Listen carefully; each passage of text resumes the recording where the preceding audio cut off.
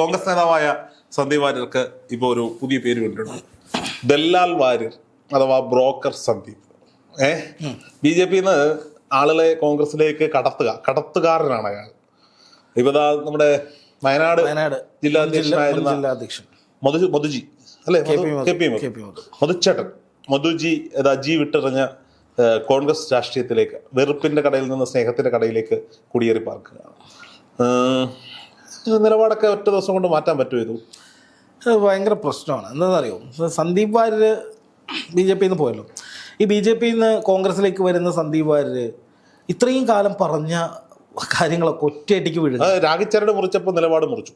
അതെ, അത് എത്രത്തോളം ജനങ്ങൾ ഉൾക്കൊള്ളും എന്നുള്ളതാണ്. പാർട്ടി സംവിധാനത്തിൽ നിൽക്കായിരിക്കും, പക്ഷെ ഇന്നലെ വരെ നമ്മൾ ഒരാളെ ചീത്ത വിളിച്ച് ശത്രുവായിട്ട് പിറ്റേ ദിവസം ആളുടെ കയ്യിൽ തോളത്ത് കൈയിട്ട് നടക്കുമ്പോൾ ഷാഫി പറമ്പിലിന്റെ മുഖം തുറച്ചു കൊടുക്കുന്നു. എന്തൊരു സ്നേഹപ്രകടനമാണ്. പിന്നെ പറയുന്നത് എന്താ, ഇന്നലെ ഒരു പോസ്റ്റ് ഇട്ടിട്ടുണ്ട്, ഞാൻ വിദ്വേഷത്തിന്റെ ഫാക്ടറിയിലായിരുന്നു അതിനുശേഷം. അപ്പൊ ഈ വിദ്വേഷത്തിന്റെ ഫാക്ടറിയിൽ നിന്ന് ഒരു സുപ്രഭാതത്തിൽ വരുമ്പോ ഈ വിദ്വേഷം എങ്ങനെയാണ് മനസ്സിൽ എനിക്കൊരു സംശയമുണ്ട്. ഈ സന്ദീപ് വാര്യരെ ഏതെങ്കിലും BJP-കാരൻ വീട്ടിൽ ചെന്ന് ഹിപ്നോതെറാപ്പി ഹീലിംഗ് ഒക്കെ നടത്തി മനസ്സിലേക്ക് വെറുപ്പിന്റെ രാഷ്ട്രീയം കുത്തി നിറച്ച് കൊണ്ടുവന്ന് BJP പ്രവർത്തിപ്പിച്ചാണോ? ഇത് അവസരവാദമാണ് മെയിൻ. BJP-യിലേക്ക് പോയത് അധികാര സ്ഥാനങ്ങൾ തേടിയാണ്. അതവിടെ കിട്ടില്ല എന്നറിഞ്ഞപ്പോഴാണ് BJP-കാരെ മുഴുവൻ തെറി പറഞ്ഞുകൊണ്ട് ഇപ്പൊ കോൺഗ്രസിലേക്ക് പോയത്. നമുക്ക് ഈ കൂടെ നിൽക്കുന്ന ഈ ആ വണ്ടിയിൽ സന്ദീപ് വാര്യർ നിൽപ്പുണ്ട്. ഷാഫി പറമ്പിൽ, രാഹുൽ മാങ്കൂട്ടത്തില്, VK ശ്രീയുടെ അവരാഘോഷിക്കട്ടെ, അവരുടെ ദിവസമാണ്. അവരാഘോഷിക്കുമ്പോ ഒരു യൂദാസിന്റെ പോലെ അവിടെ സന്ദീപ് വാര്യരുണ്ട്. അപ്പൊ ഈ മുന്നിൽ നിൽക്കുന്ന ഇവരുടെയൊക്കെ മനസ്സിൽ ഇതായിരിക്കും സ്വാഭാവികമായിട്ടും. അങ്ങനല്ലേ ഏതു ഇന്നലെ വരെ നമ്മുടെ ശത്രുവായിട്ടിരുന്ന ഒരാള് അവന്റെ എന്തെങ്കിലും നേട്ടത്തിന് വേണ്ടി നമ്മുടെ കൂടെ കൂടിയ നമ്മുടെ മനസ്സിൽ കാണത്തില്ലേ? ഇത് ശരിക്കും എന്താ പറയാ, സീറ്റ് കിട്ടാഞ്ഞിട്ടോ അല്ലെങ്കിൽ പരിഗണന കിട്ടിയില്ല എന്നാണ് പറയുന്നത്. അപ്പം സന്ദീപ് വാര്യർ ആദ്യമേ പറയാണ്, എനിക്ക് ഈ വിദ്വേഷം മടുത്തു. സ്വാഭാവികമായിട്ടും നമുക്കിപ്പോൾ ഒരു കൊള്ള സംഘത്തിൽ നമ്മളുണ്ട്, ഒരു സുപ്രഭാതത്തിൽ നമുക്ക് വെള്ളിടി വെട്ടി നമ്മൾ നന്നാവാൻ തീരുമാനിക്കാം. അത് നന്നാവാൻ തീരുമാനിക്കുമ്പോൾ നമ്മൾ ആലോചിക്കുകയാണ്, ഓക്കെ നന്നാവാൻ ഇന്ന് മുതൽ ഞാൻ നന്നാവുകയാണ്. അങ്ങനെയാണെങ്കിൽ അയാൾ ചെയ്യേണ്ടത് ആദ്യം തന്നെ കൊള്ള സംഘത്തിൽ പോരുക എന്നുള്ളതാണ്. അതിന് ശേഷമാണ് നമ്മൾ ബാക്കി കാര്യങ്ങൾ ആലോചിക്കുക. അങ്ങനെയാണല്ലോ. അപ്പോൾ നമ്മൾ ചെയ്യുന്നത് വൃത്തികേടാണ് എന്ന് നമുക്ക് മനസ്സിലായി, ബോധ്യപ്പെട്ടു, ഉൾവിളി വന്നു, നമ്മൾ നന്നാവാൻ തീരുമാനിച്ചു, നാളെ പോലെ ചില്ലുകൂട്ടി കയറിയിരിക്കാൻ പോവാം. അപ്പോൾ അങ്ങനെയാണെങ്കിൽ നമ്മൾ ചിന്തിക്കുന്നത് ആദ്യം അവിടെ നിന്ന് ഒഴിയാന്നുള്ളതാണല്ലോ. ഇയാൾ എന്താ ചെയ്തത്? ഇയാൾ അവിടെ തന്നെ തുടരുകയായിരുന്നു. 5 ദിവസം കാത്തിരുന്നു. 5 ദിവസം എന്നെ വിളിക്കോ? സുരേന്ദ്രൻ, അമിത്ഷാ, നദ്ദ ഒക്കെ പ്ലെയിൻ പിടിച്ച് വരും എന്ന് വിചാരിച്ചിരുന്നു. ശിവശങ്കരൻ ചേട്ടൻ മാത്രം അബദ്ധം പറ്റിയോടെ പോയി. അതെ, ആകെ ഒരാളെങ്ങാണ്ട് പോയി, വേറെ ആരും പോയില്ല. കൃഷ്ണകുമാർ കാലിൽ വീഴും. ഒന്ന് ആലോചിച്ച് നോക്കുക, ഈ സന്ദീപ് വാര്യര് കൊടുക്കുന്ന പ്രഷർ ഭയങ്കരമായിരുന്നു. അപ്പോൾ ഓരോ ദിവസവും ഞാൻ പോകുന്നു, പാർട്ടി വിടുന്നൊന്നുമില്ല, ഞാൻ സാധാരണ BJP പ്രവർത്തകനായി തുടരും എന്ന എളിമയോട് കൂടി തന്നെയാണ്. അയ്യോ സന്ദീപേ പോവല്ലേ, അയ്യോ സന്ദീപേ പോവല്ലേ, അയ്യോ സന്ദീപേ പോവല്ലേ. പക്ഷെ BJP പറഞ്ഞു പോടാ നീ പോടാ. അതായത് BJP അങ്ങനെ പോലും പറഞ്ഞില്ലെന്ന്. ഇയാളാര്? നീ ആദ്യത്തെ പ്രതികരണം മറ്റേ RSS-ന്റെ തീരുമാനം, BJP-യുടെ തീരുമാനം വന്ന എന്താ, സന്ദീപുമായിട്ട് ചർച്ചയില്ല, ശോഭാ സുരേന്ദ്രനോട് പിന്നെ പ്രചരണത്തിന് ഇറങ്ങാൻ പറഞ്ഞു, RSS പ്രവർത്തകരോട് RSS പറഞ്ഞ് പ്രചരണത്തിന് ഇറങ്ങാൻ പറഞ്ഞു. അതെ, അതാണ് സംഭവിച്ചത്. അപ്പൊ സന്ദീപ് വാര്യർ ഉദ്ദേശിച്ച ഒരു അയ്യോ സന്ദീപേ പോകല്ലേ എന്നുള്ള കരച്ചിലൊന്നും കേട്ടില്ല, നീ പോടേ എന്നുള്ള ഒരു സാധനമാണ്. അപ്പോൾ അതോടുകൂടി പിന്നെ സന്ദീപ് വാര്യർക്ക് BJP-യിൽ നിലനിൽപ്പില്ല. അപ്പം BJP നേതൃത്വം, ഇപ്പം നേതാക്കൾ വരികയാണ് സന്ദീപ് വാര്യരോട് അനുനയിപ്പിക്കാൻ വരികയാണെങ്കിൽ, ഈ സന്ദീപ് വാര്യർ പറഞ്ഞ കാര്യങ്ങളൊക്കെ അംഗീകരിക്കുകയാണെങ്കിൽ സന്ദീപ് വാര്യർക്ക് അവിടെ നിൽക്കാം. പക്ഷെ ഇത്രയും പറയുകയും ചെയ്തു, എന്നാൽ BJP ഒട്ട് കേട്ടുമില്ല എന്ന് പറയുമ്പോൾ പിന്നെ അവിടെ നിൽക്കുന്ന അപകടകരം. അപ്പോൾ പോകാൻ വേറെ സ്ഥലമില്ല.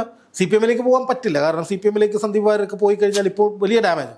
പിന്നെ ആകെ പോകാനുള്ള കോൺഗ്രസേ ഉള്ളൂ. അങ്ങനെ സന്ദീപ് വാര്യർ പോയി. അപ്പോൾ കോൺഗ്രസ് ചെന്ന് കഴിയുമ്പോൾ, കോൺഗ്രസ് അറിയാമല്ലോ ഒരുപാട് നേതാക്കൾ ഇപ്പോൾ തന്നെയുണ്ട്, അതിനിടയിലേക്കാണ് സന്ദീപ് കയറി ചെല്ലുന്നത്. അപ്പോൾ സ്വാഭാവികമായിട്ടും മുഖം തുറച്ചു കൊടുക്കേണ്ടി വരും. മറ്റൊരു സിനിമയ്ക്കകത്ത് ഈ മീനവിയിൽ എന്തായല്ലോ എന്ന് ചോദിച്ചിട്ട് മാത്രമല്ല, ഇത് നമ്മുടെ നാട്ടിലൊക്കെ ഈ ലോക്കൽ രാഷ്ട്രീയത്തിലൊക്കെ നിൽക്കുന്ന നേതാക്കന്മാർ ചിലപ്പോൾ എന്തെങ്കിലുമൊക്കെ കാരണം കൊണ്ട് പാർട്ടി മാറുമ്പോൾ ഒരു നോട്ടീസ് അടിക്കും, ഞാനും താഴെ പറയുന്ന 120 പേരെ കണ്ടുപിടിക്കാൻ വലിയ പാടാ, എന്നാൽ പോലും പാർട്ടി മാറുന്നു. അങ്ങനെ ഒരു നോട്ടീസ് അടിക്കാൻ 2 പേരെ പോലും ചേർക്കാൻ സന്ദീപിന്റെ ഇല്ലായിരുന്നു. അപ്പൊ സന്ദീപ് ഇപ്പൊ ഇലക്ഷനൊക്കെ കഴിഞ്ഞ സ്ഥിതിക്ക് പണ്ട് പത്മജ വേണുഗോപാൽ പോയപ്പോ ആരെയൊക്കെയോ കൊണ്ടുപോയില്ലേ എന്ന് പറഞ്ഞതുപോലെ ആരെങ്കിലും ഒക്കെ ഒന്ന് കൊണ്ടുപോയി കാണിക്കണ്ടേ. ഞാൻ സംഭവം ഇന്നിപ്പോ ചെങ്ങന്നൂര് സജി ചെറിയാന്റെ ഓഫീസിലേക്ക് എന്തോ മാർച്ചുണ്ട്, ഉദ്ഘാടനം കോൺഗ്രസ് നേതാവ് സന്ദീപ് വാര്യർ. അതെ, സന്ദീപ് വാര്യരെ സംബന്ധിച്ച് ഇപ്പോൾ ചെയ്യുന്ന ഒരു കാര്യം, ഇപ്പോൾ KP മധു പോയല്ലോ. ഈ KP മധു പോയത് ശരിക്കും പറഞ്ഞാൽ BJP-ക്ക് ഒരു ഭീഷണിയൊന്നുമില്ല. പക്ഷെ ആരാണത്? ഈ KP മധു എന്നുള്ള പേര് എൻ്റെ മാധ്യമ ചരിത്രത്തിൽ ഞാൻ ആദ്യമായിട്ടാണ് അയാളുടെ പേര് കേൾക്കുന്നത്. കാരണം വയനാട് എന്ന് പറയുന്ന ജില്ലയിൽ BJP-ക്ക് എന്താ കെട്ടിവെച്ച കാശ് പോലും കിട്ടാത്തൊരു ജില്ല. അവിടുത്തെ അധ്യക്ഷൻ പോകുന്നു എന്നുള്ളതുകൊണ്ട് ബി ജെ പിക്ക് മുൻ അധ്യക്ഷൻ അതാണ് അവിടുത്തെ മുൻ അധ്യക്ഷൻ, അതും റിട്ടയർ ആയി വീട്ടിയിരിക്കുന്ന ഒരു കക്ഷി പോയി ഓർത്ത് ഒന്നും സംഭവിക്കാറില്ല ബി ജെ പിക്ക്. അല്ലാതെ ബന്ധം മനസ്സിലായില്ലേ, കുറെ കാലം ഇദ്ദേഹത്തിന് ബി ജെ പിയുടെ ചുമതല വയനാട്ടിലായിരുന്നു. അതെ അതെ, അങ്ങനെ കുറച്ച് ആളുകൾ കിട്ടിയ ബന്ധമാണിത്. ഇപ്പൊ ഞാൻ ആദ്യം വയനാട് ലോക്സഭാ സീറ്റായിരുന്നു സാറിന്റെ ലക്ഷ്യം, സുരേന്ദ്രൻ ചെന്നതോടെ അത് പോയി. അപ്പൊ പിന്നെ ബി ജെ പിക്കാർക്ക് ഒരു താല്പര്യമില്ല, ചാനൽ ചർച്ച പെടുന്നില്ല, ഒരു പരിപാടിക്ക് വിളിക്കുന്നില്ല. അങ്ങനെ വീട്ടിൽ ഇരിക്കുമ്പോൾ എന്നാ പിന്നെ സുരേന്ദ്രന്റെ കൂടെ കൂടിയേക്കാം എന്ന് വിചാരിച്ച് വയനാട് പോയിട്ട് സുരേന്ദ്രന്റെ പ്രചരണത്തിന്റെ ചുമതല ഏറ്റെടുത്തു. അതോടെ സുരേന്ദ്രൻ ഇച്ചിരി സോഫ്റ്റ് കോർണറൊക്കെ വന്നു. ഏത് കൃത്യമായി ഞാൻ പറയട്ടെ, ഈ പാലക്കാട് സ്ഥാനാർത്ഥി നിർണ്ണയം പരിപാടിയൊക്കെ നടക്കുന്ന സമയത്ത് ബി ജെ പിയുടെ സ്റ്റേറ്റ് കമ്മിറ്റി ഓഫീസർ നമ്മളെ ബന്ധങ്ങൾ ഉപയോഗിച്ചുകൊണ്ട് നമ്മൾ തിരക്കുമ്പോൾ എനിക്കറിയാൻ കഴിഞ്ഞത് സുരേന്ദ്രൻ പറഞ്ഞ പേര് സന്ദീപ് വാര്യരുടേതായിരുന്നു എന്നാണ്. അപ്പോ സന്ദീപ് വാര്യരുടെ പേരാണ് പറഞ്ഞത് നമുക്കറിയാൻ കഴിഞ്ഞത്. അപ്പൊ സുരേന്ദ്രൻ ഈ വയനാട് പോയി കുറച്ചേരൊക്കെ പിന്നെ എന്നൊക്കെ സുരേന്ദ്രൻ വിചാരിച്ചിരുന്നപ്പോഴാണ് കേന്ദ്രം പറയുന്നത് സി കൃഷ്ണകുമാറിനെ മത്സരിച്ചാൽ മതി. പാർട്ടി പോസ്റ്റില് സന്ദീപ് വാര്യരെക്കാട്ടിൽ പോസ്റ്റിൽ ഇരിക്കുന്ന ആളാണ് സി കൃഷ്ണകുമാർ, പാലക്കാടുകാരനാണ്. പക്ഷെ സന്ദീപ് വാര്യർ ഒരു പോയിന്റിനോട് എനിക്ക് അല്പം യോജിക്കാൻ പറ്റുന്നുണ്ട്. പാൽ സൊസൈറ്റിയിൽ ഇലക്ഷൻ വന്നാൽ കൃഷ്ണകുമാർ, പാർലമെന്റിൽ ഇലക്ഷൻ വന്നാൽ നിയമസഭയിൽ ഇലക്ഷൻ വന്നാൽ കൃഷ്ണകുമാർ.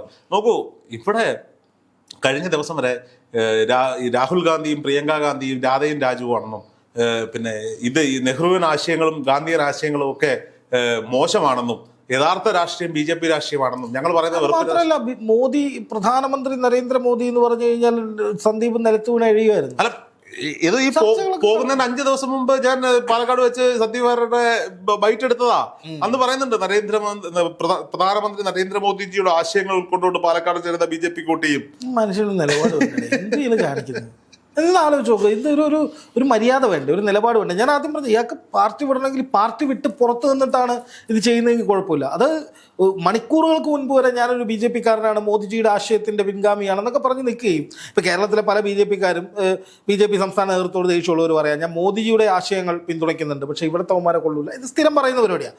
അപ്പോൾ ഇയാളും അതുപോലെ നിൽക്കുന്നു. പെട്ടെന്നൊരു സുപ്രഭാതത്തിൽ ഞാൻ വെറുപ്പിന്റെ വിദ്വേഷത്തിന്റെ ഫാക്ടറിയിലായിരുന്നു എന്ന് പറഞ്ഞ് പുറത്തേടുന്നു.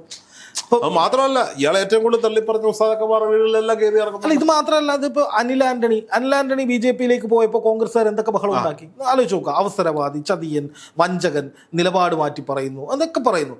അങ്ങനെയാണെങ്കിൽ അത് സന്ദീപിനും ബാധകമല്ലേ? കോൺഗ്രസിന്റെ രാഷ്ട്രീയപരമായ ഒരു ഇച്ഛാശക്തിയും നിലപാടും ഉണ്ടെങ്കിൽ സന്ദീപിനെ സ്വീകരിക്കും. സരിൻ പോയപ്പോ കോൺഗ്രസ് പറഞ്ഞു, ഞാൻ അതിലേക്ക് സരിൻ പക്ഷേ പോയപ്പോ പറഞ്ഞൊരു വാചകത്തിൽ ഞാൻ സരിനോട് തൃപ്തനായിരുന്നു. അതായത് ഞാൻ ഇടതുപക്ഷത്തെ കോൺഗ്രസ്സുകാരനായി തുടരുമെന്ന് പറഞ്ഞു. പക്ഷേ അതേ സരിൻ തെരഞ്ഞെടുപ്പ് വേളയിൽ റിപ്പോർട്ടർ ടി വിയിൽ ഞാൻ കഴിഞ്ഞ ദിവസം ഒരു വീഡിയോ ചെയ്തിട്ടുണ്ട്. റിപ്പോർട്ടർ ടി വിയിലെ ഒരു പെൺകുട്ടി എന്നിട്ട് മുഖ്യമന്ത്രിയായി ഏറ്റവും ഇഷ്ടമുള്ളത് പിണറായി വിജയനാണോ ഉമ്മൻചാണ്ടിയാണോ എന്ന് എടുത്ത വിലയുള്ള പിണറായി വിജയൻ മനസ്സിലാക്കാം. അവിടെ നക്കി കൊടുക്കുന്നവൻ അത് പറയണം. പക്ഷേ അടുത്ത ചോദ്യമാണ് എന്നെ ഞെട്ടിച്ചളഞ്ഞത്. പിണറായി വിജയനാണോ അച്യുതാനന്ദനാണോ നല്ല നേതാവെന്ന് ചോദിച്ചപ്പോൾ അതിന് ഉത്തരം പിണറായി വിജയനാണ്. സരിനൊക്കെ പോയപ്പോ ഏതോ അറിയാവുന്ന ഒരു സരിനുണ്ട്. ഞാനതാ പറയുന്നത്, ഇത് ഈ സന്ദീപ് വാര്യരെ സംബന്ധിച്ച് ഒന്നും സംഭവിക്കാൻ പോകുന്നില്ല. ഇപ്പോൾ അയാളെ സംബന്ധിച്ച് ആളൊരു സേഫ് സോണിലാണ്. അയാളെ സംബന്ധിച്ച് കോൺഗ്രസിൻ്റെ ഒരു നേതാവായി ചാനൽ ചർച്ചകളിൽ ശോഭിക്കാൻ കഴിയും. പക്ഷെ അപ്പോഴുള്ള പ്രശ്നം എന്ന് പറഞ്ഞാൽ ഇന്നലെ വരെ നീ പറഞ്ഞ എന്തായിരുന്നു അതൊരു ചോദ്യം ചോദിച്ചാൽ എന്ത് ചെയ്യാം?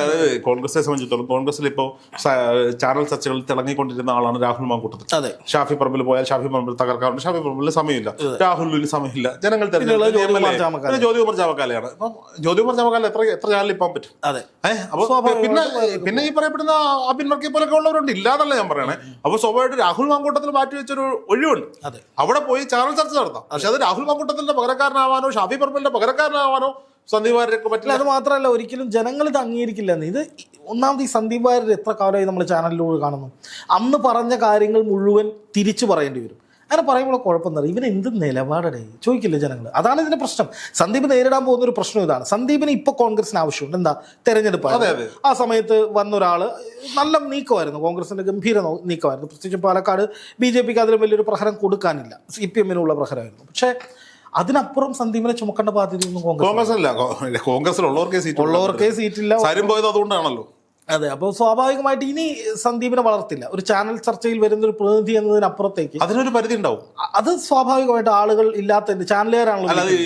BJP പോലെയോ CPM പോലെയോ പാർട്ടിക്കാരെ നിയന്ത്രിച്ചു വിടുന്ന ചർച്ചാ പാനലിസ്റ്റുകളൊന്നും അല്ലല്ലോ. അല്ല, അതുകൊണ്ടാണ് ഞാൻ പറയുന്നത് പാനലിസ്റ്റുകളൊന്നും അവർ വിളിച്ച നേതാവിന് സമയം ഉണ്ടെങ്കിൽ അവർ പങ്കെടുക്കും. അപ്പോൾ അതുകൊണ്ട് സന്ദീപ് വാര്യർക്ക് ചാനലുകൾ നിൽക്കും. പക്ഷെ അതിനപ്പുറം ഈ പറയുന്ന പോലെ വയനാട്ടിൽ നിന്ന് KP മധു വരുന്നു, അല്ലെങ്കിൽ ഇങ്ങനെ പല്ല് കൊഴിഞ്ഞ കുറെ സിംഹങ്ങൾ വരുന്നു എന്നതിനപ്പുറം ഒരു വലിയ മൂവ്മെന്റ് ഒന്നും ഉണ്ടാക്കാൻ ഇത് പരിശോധിച്ച് നോക്കി. കേരളത്തിന്റെ ചരിത്രം നോക്കാം. അനിൽ ആന്റണി, അബ്ദുള്ള കുട്ടി, ജേക്കബ് തോമസ്, ഇങ്ങനെ കുറെ ആളുകൾ, പത്മജ, ഇവരൊക്കെ BJP വരുന്ന ആളുകൾ. ഈ വന്ന ആളുകളുടെ കൂടെ എത്ര പേര് വന്നിട്ടുണ്ട്? പറയാൻ പറ്റുന്ന, അല്ലെങ്കിൽ വന്നവർക്കൊക്കെ എന്ത് പോസ്റ്റാ കൊടുത്തത് പറയാൻ പറ്റുന്ന ഒരു അതായത് സന്ദീപ് വാര്യർ വരുന്നു, നാളെ MT രമേശിനെ കൊണ്ടുവരാണെങ്കിൽ സമ്മതിക്കാം, അല്ലെങ്കിൽ നാളെ ശോഭാ സുരേന്ദ്രനെ കൊണ്ടുവരാണെങ്കിൽ സമ്മതിക്കാം, ഈ നേതാവിനൊരു കരിസ്മയുണ്ട്, അല്ലെങ്കിൽ ഈ നേതാവ് ഗംഭീരനാണ് എന്ന് പറയാം. ഇത് അയാളുടെ വ്യക്തി താല്പര്യത്തിന് വേണ്ടി BJP യിൽ നിൽക്കാൻ പറ്റാത്ത അവസ്ഥ വന്നപ്പോൾ കോൺഗ്രസിലേക്ക് ചാടി. ആ കോൺഗ്രസിലേക്കുള്ള ചാട്ടം അത് എന്താണെന്നുള്ളത് നമുക്ക് കണ്ടറിയണം വരുന്ന കാര്യം. പക്ഷേ സന്ദീപിലൂടെ കോൺഗ്രസിലേക്ക് BJP യിൽ നിന്ന് ഒഴുക്കുണ്ടാകുമെന്ന ധാരണ ആദ്യം പലർക്കും ഉണ്ടായിരുന്നു. പക്ഷെ ഞാനിപ്പോൾ മനസ്സിലാക്കുന്നത് അതിനുള്ളൊരു കപ്പാസിറ്റി സന്ദീപിന് ഇല്ല എന്നുള്ളതാണ്. മാത്രമല്ല BJP കേന്ദ്രങ്ങളിലൊക്കെ ഇപ്പോൾ സന്ദീപിനെ തള്ളിപ്പറയുന്നൊരു സാഹചര്യം ഉണ്ടായി. സന്ദീപ് ഉദ്ദേശിച്ച പോലെ ആ ഏറ് കൊണ്ടില്ല എന്ന് തന്നെ വേണം പറയാൻ. അല്ല, സന്ദീപിന്റെ പോക്കോട് കൂടി BJP എന്ത് നേരത്തെ പറഞ്ഞ പോലെ ഒരു ഒറ്റക്കെട്ടായിട്ട് പ്രവർത്തിക്കാൻ തുടങ്ങി, അടിത്തട്ടിൽ വർക്ക് നടന്നു. പക്ഷെ BJP സ്ഥാനാർത്ഥിയുടെ ചില പ്രശ്നങ്ങൾ കൊണ്ട് അവർക്ക് വേണ്ട രീതിയിൽ മുന്നേറ്റം ഉണ്ടാക്കാൻ പാലക്കാട് സാധിച്ചില്ല. എന്തായാലും സന്ദീപിനെ സംബന്ധിച്ച് ഞാൻ പറയുന്നത് സന്ദീപിന് ഒന്നും ചെയ്യാൻ കഴിയില്ല. ഇപ്പൊ ചാനൽ ചർച്ചകളിലേക്ക് ഒതുങ്ങും എന്നതിനപ്പുറം ഇപ്പം കേന്ദ്രത്തിലും ഭരണമില്ല, കേരളത്തിലും ഭരണമില്ല, ഏതെങ്കിലും പദവികളിലേക്ക് അല്ലെങ്കിൽ ഒരു സ്ഥാനം കൊടുത്തു നിർത്താനായിട്ടുള്ള ഒരു സ്ഥാപനവും കോൺഗ്രസിൻ്റെ കയ്യിലില്ല. അപ്പോൾ സ്വാഭാവികമായിട്ടും ഒരു ചാനൽ ചർച്ചാ തൊഴിലാളി എന്നതിനപ്പുറത്തേക്ക് സന്ദീപ് വാര്യരിന് വലിയ വളർച്ചയൊന്നും കോൺഗ്രസിൽ ഞാൻ കാണുന്നില്ല. ഒരു പക്ഷേ ആ മനുഷ്യൻ അങ്ങനെ അങ്ങ് ഓടിപ്പോവായിരിക്കും താല്പര്യമെന്ന് വിചാരിക്കുന്നു.